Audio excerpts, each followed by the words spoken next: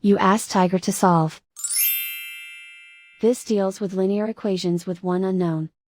The final result is x equals 5. Let's solve it step by step. Group all constants on the right side of the equation. Add 18 to both sides. Simplify the arithmetic.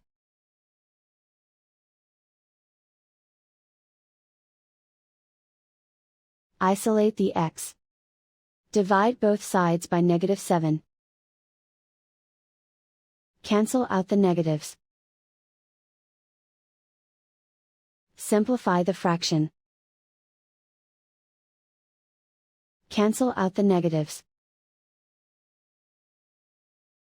Find the greatest common factor of the numerator and denominator.